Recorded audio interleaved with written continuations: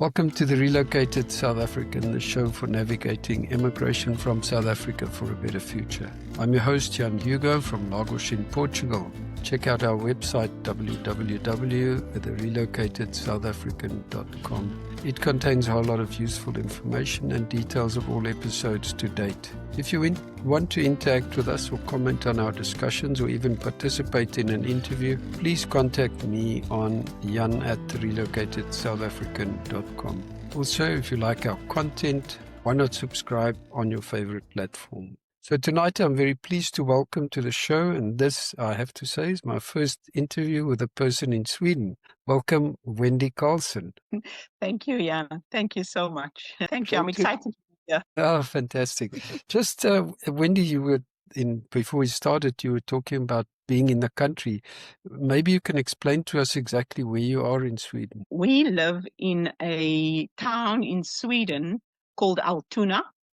And this little town is about, well, it's not really a town, it's a village. It's about 45 to 60 minutes out of Stockholm.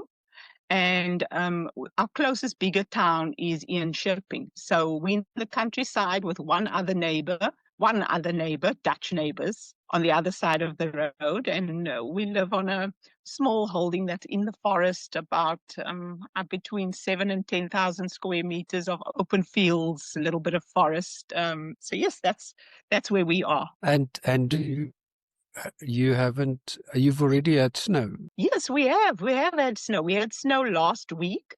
Funny that we had from one day to the next. We went from 8 degrees, we went to minus 15 the next day. We've had snow melted. We're 5 degrees at the moment, which is warm. It's warm. It's a warm evening in Sweden. So yes, that's the weather for us for now, for the dark November into December. Yeah, and Wendy did say that the fiber internet has not arrived in the countryside yet. So if we have some connection issues, we will apologize. But maybe just to start, Wendy, just give us a bit of a history and background. Where did you grow up, go to school? And interesting, how did you end up living in Sweden today? Okay, I was born in 1966. I'm 59 years old. Born in Athlone, a typical coloured community in Cape Town. One of 4 siblings and 2 step siblings. I went to school, many different schools in Athlone as well as in Kensington. We moved around quite a bit. We were quite a gypsy kind of family. And in my last high school years was spent in a little town called Strandfontein, which is just next to Mitchell's Plain, where during the group areas we had been moved to that part of Cape Town, out of the central Cape Town. So this township was built in the late 70s, early 80s. And that's where I finished my high school in 1984. So that's a bit of myself and 4 siblings at home. And mother and father. My mom was a housewife and my dad was a walker. So he sold fresh fish, snoek and hake. He sold. Do you know snoek? Absolutely. You know that fish? Yeah. You know snoek, okay? Of course. Okay, so you know snoek. My father was the fisherman that came around from door to door with a fish horn, blowing the fish horn, obviously in our areas closer to us.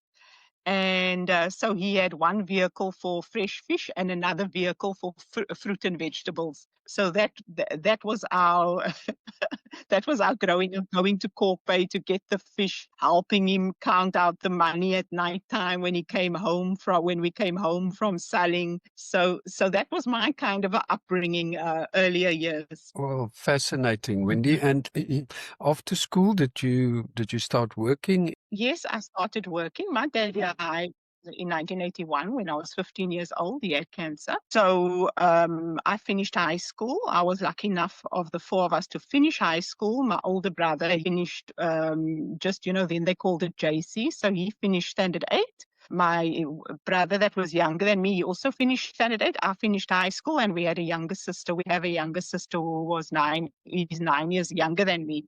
Anyway, so after school, finished matric, passed matric, and before that, when my father had died, I started working as a casual at OK Bazaars. You know OK Bazaars?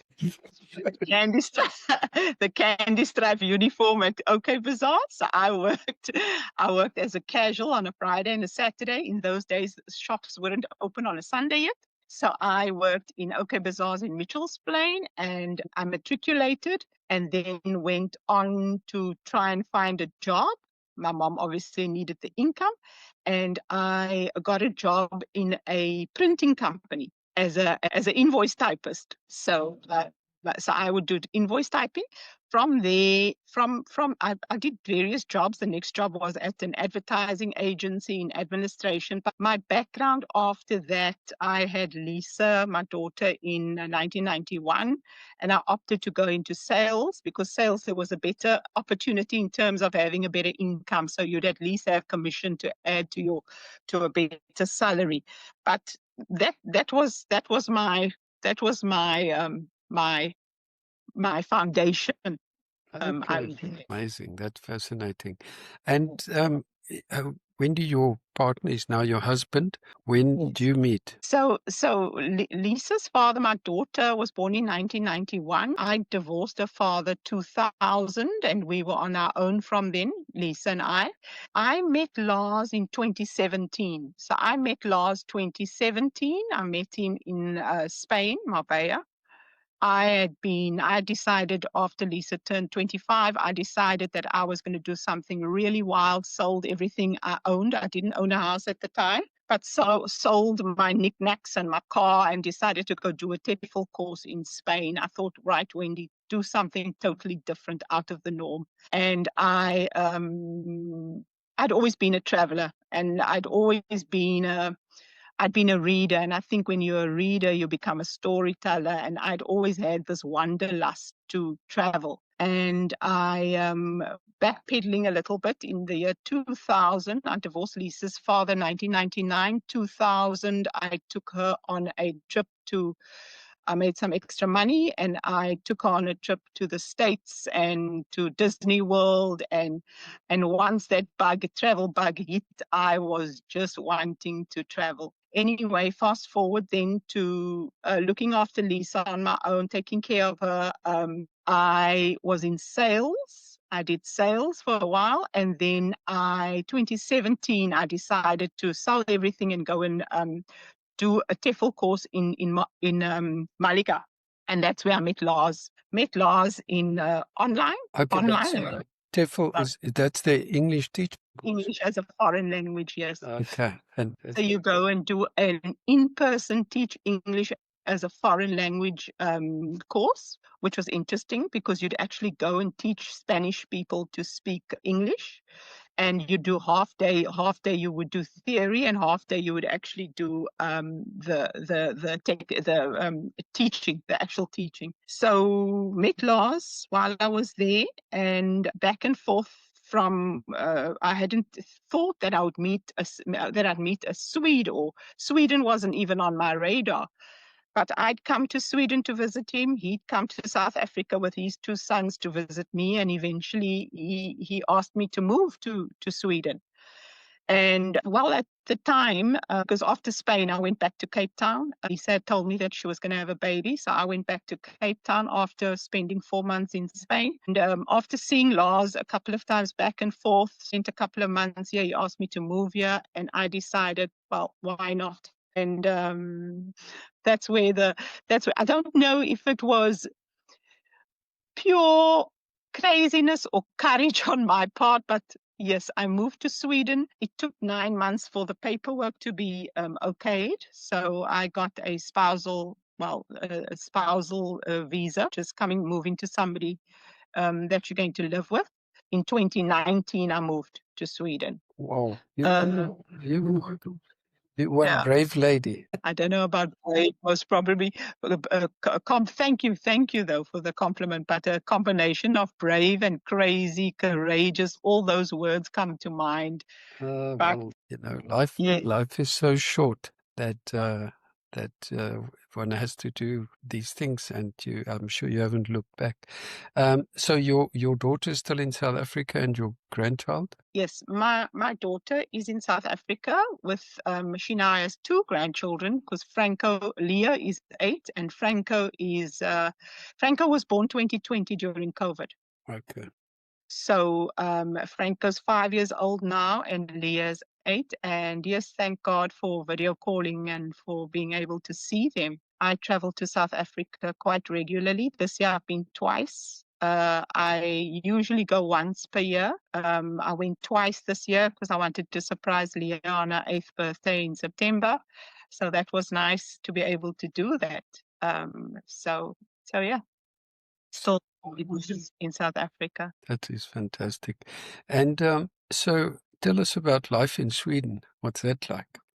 Life in Sweden has been wonderful, a wonderful growth, perfect growth for me in that in a in a world where you don't have to worry about safety, about security, I think that you then create the capacity to learn other things.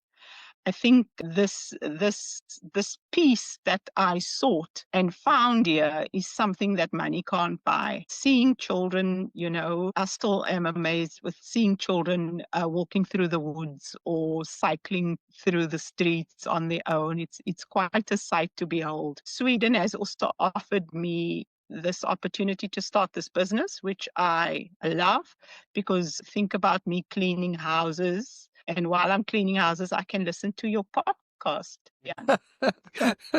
Thank you. Well, so I mean, as you told me offline before we started about your business, so and that's fascinating. So maybe just tell the listeners what you do.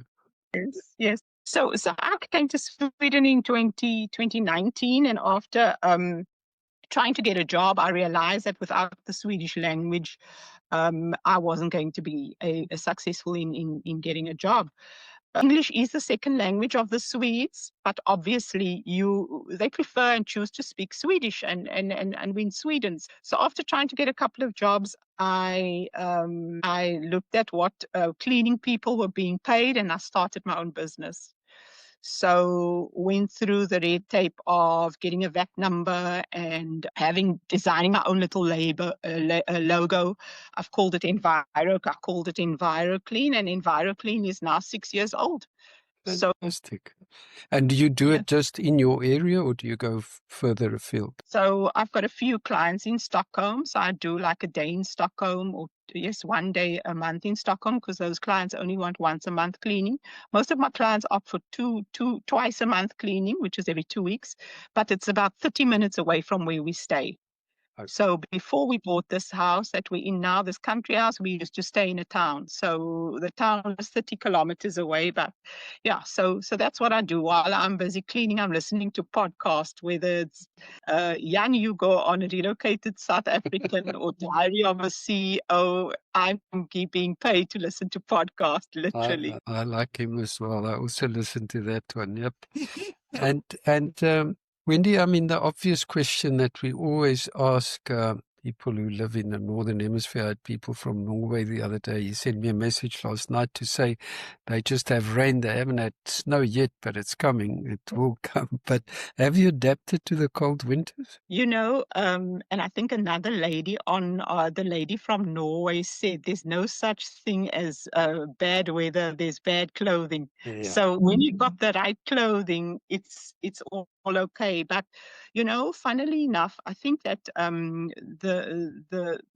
the big thing for me is the light, the loss of light. So this morning at 20 to 8, it was pitch dark, and by 2:30, 3 o'clock, it's starting to get dark in the afternoon already.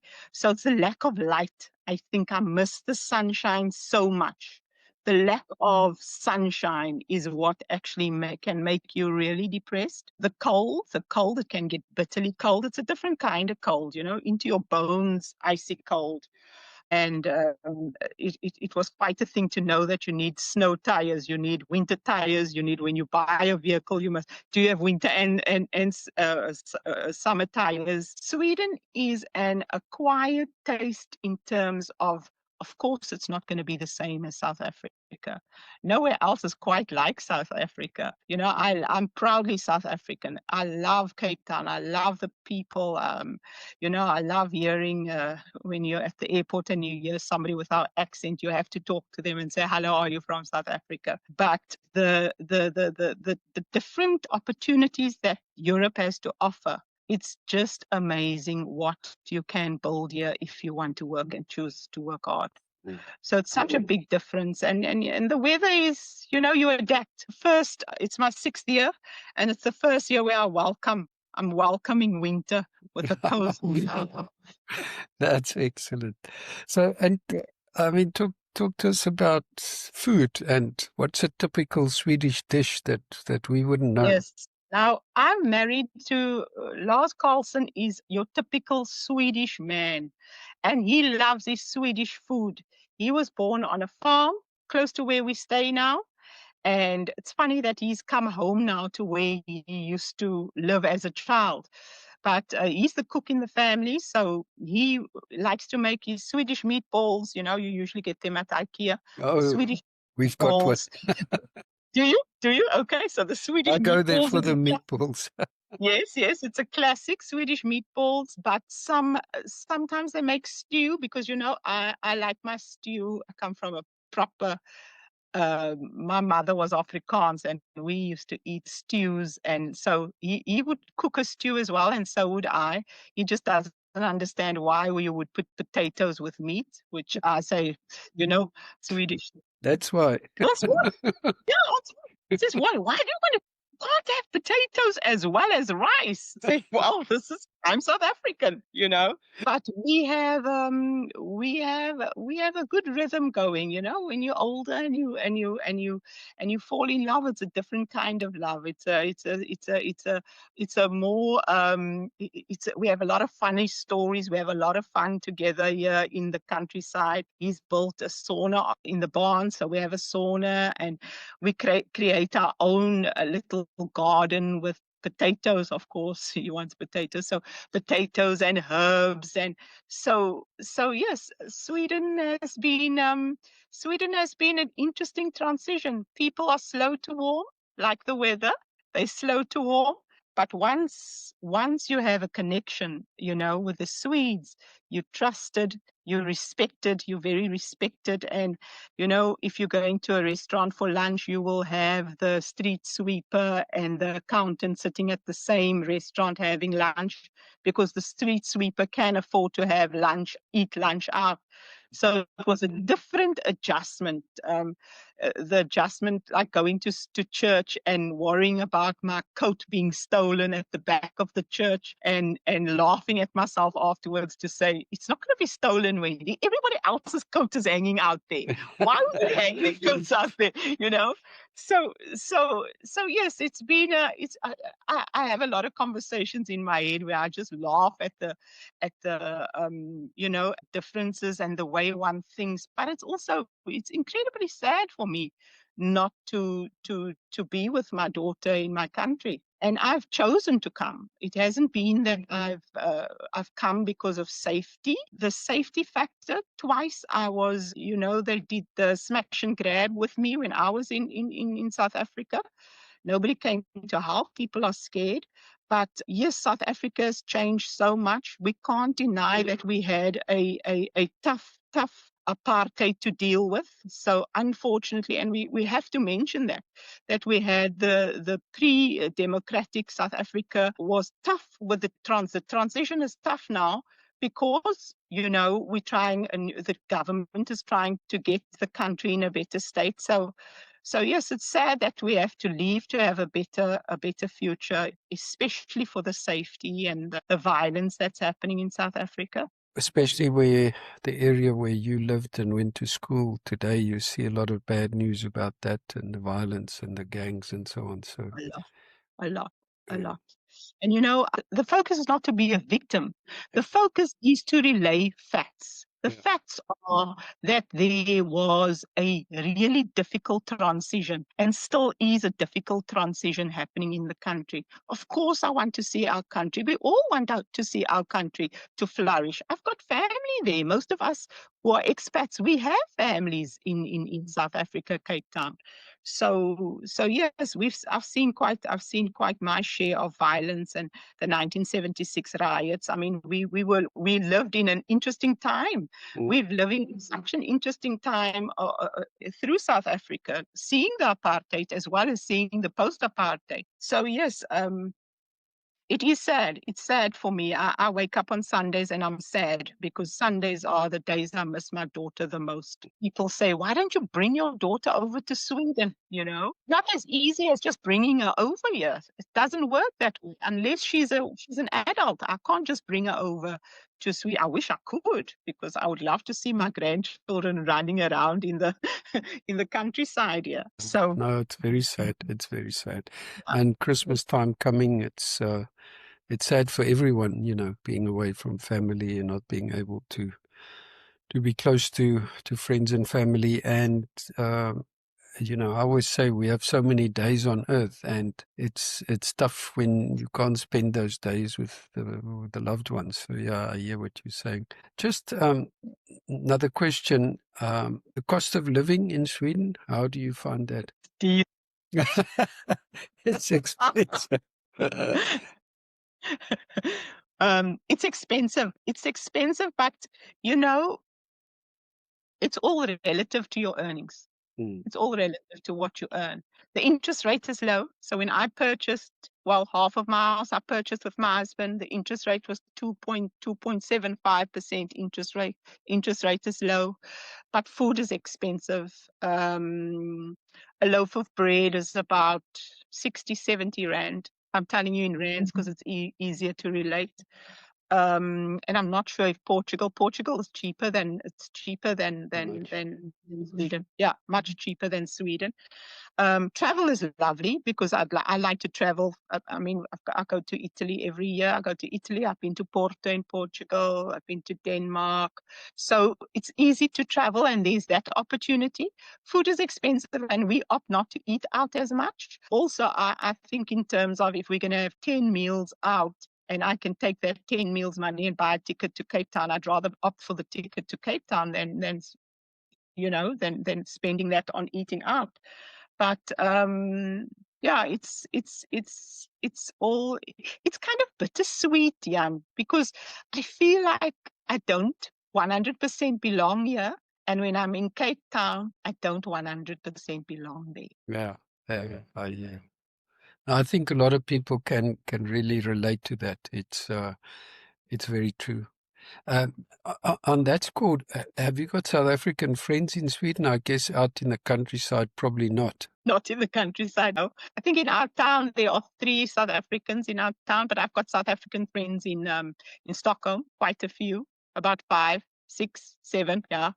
But it's funny that also when you move countries and you go to the South African meetings, it's not everybody that's going to be your friend that you're going to gel with. So maybe you meet 20 and 2 you really jive with.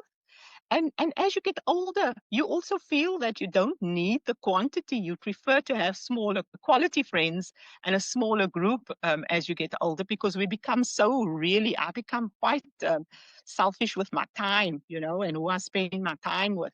So that changes, but there's quite a big South African community.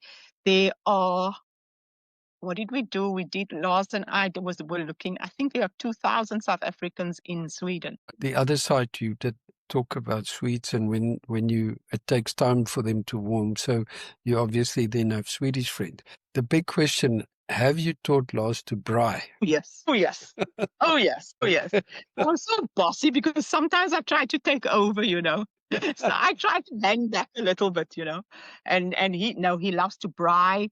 He loves his beer and taught him a couple of swear words too, of course, that you have to do. Teach him a couple of swear words. But we've also built a community of other immigrants. I think that's important, you know. Okay. So I find that I need a community and I need people around me. So I've adopted an adult daughter who's from Rwanda with a husband and 2 children, and I'm like the stand-in mother for mom for her. She calls me Mama Wendy, and I'm stand-in grandmother for her 2 children. And I've got my other friend Anna that's from Cyprus, and my other friend Tahira that's from Zimbabwe, and my other friend that's from Poland, you know, and each friend, you know, you connect with and we talk about, and it can get quite sad because each person has the same story. Like, how do you come to be here? How do you feel about home? How do you feel about fitting in, you know? And sometimes, you know, you don't fit in, and that's also okay. You know, that's also No, I okay. hear you. But I think that's fantastic because it just comes out in every conversation. If you continuously sit and miss South Africa and hate where you are, you're going to want to go back. So you really, and it takes a lot out of you to go back. And then you get there and you say, oh, I really shouldn't have gone back, you know. So I think it's very good that you're fitting in and making an effort and be part of a community, because that's ultimately what it's about. And I think a lot of people have each other, you know, it's you and Lars, and you Yes. two make your own journey. And I think that's critical. You know, you've got to, because sometimes when one person's up, the other one's down, and the other way around. So that's very important. So if you think back on your journey of leaving South Africa, is there anything that you would have done differently? Definitely would have learned to speak more Swedish before I got here. Would have I would have definitely learned to speak more Swedish, especially while I was waiting for the visa to be approved. It was 9 months. But you know, it's so different in terms of all your other guests. They came with their families, their spouses, they came and they had to plan with if they came with children. You know, I was lucky enough to come to Lars, who already had the infrastructure, and he already, you know, he had obviously he's Swedish, so he already is established in the country. So luckily, I had him, and I had him to lean on in terms of the business that I started. So I can't take all the credit for that. Definitely, I have Lars to thank. But in doing anything differently, no, I would still be that silly girl standing at Cape Town International with a case, thinking everybody's going to be so lovely and welcoming when you get here. I wouldn't change anything, because if I'd known how cold it was going to be or how hard it was going to be, I possibly would have not come. That's very true. That's true. And I mean, you've obviously said, I always ask this question, you said that you would love to have your daughter there, but apart, other than her and your grandkids, if you could ship something from South Africa tomorrow, what would you bring across? What would I bring across? Oh, eat some more biscuits, cook sisters, cross and blackwell mayonnaise, cremora, coffee cream, you know. That's so funny. My wife she talks about cross and blackwell all the time. She says the mayonnaise in Portugal is tasteless. Yes, it's tasteless. And you know, when I come home, I wrap it in a thick jersey. I come home and now the jar's empty because I came home in September. The jar's empty, and I'm thinking, Lars, we need to try and make this mayonnaise at home, you know. But you know, there's nothing quite like a South African welcome. There's nothing quite like walking through the gate, the Cape Town, you know, when you come through and you hand in your passport and they say welcome home, you know, and you're smiling from ear to ear. There's nothing quite like that friendliness of South Africa. We have a very friendly nation, you know, and I like to try and keep eye contact when I walk past people, because I'm going to smile. I don't care whether you're going to smile back at me or not. I'm going to smile because where you go that's where you are. You have to bring something of yourself. So yes, besides the normal things that I would bring, I think, you know, I think that being here will make a difference to my daughter and my grandchildren's lives. I do think so. Next year, when I'm 60, I'm going to have a party in the countryside.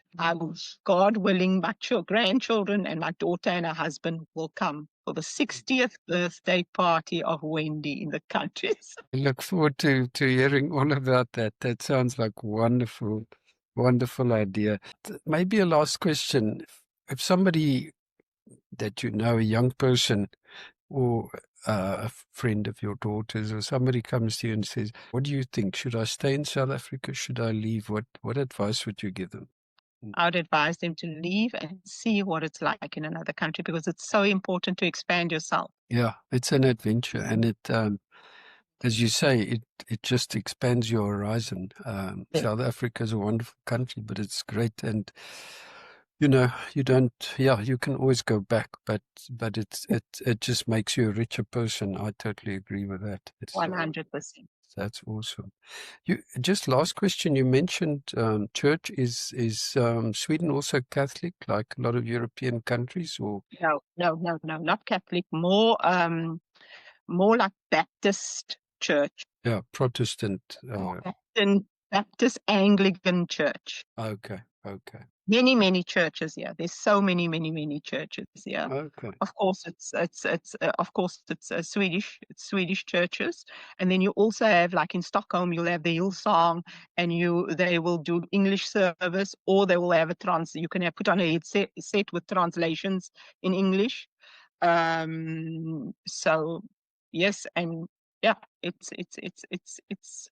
it's quite an experience also to go to the different churches. I like doing that too. Yeah, I can imagine. And how is your Swedish? Can you follow a church service in Swedish after 6 Yeah, years? I can follow a church service, yes.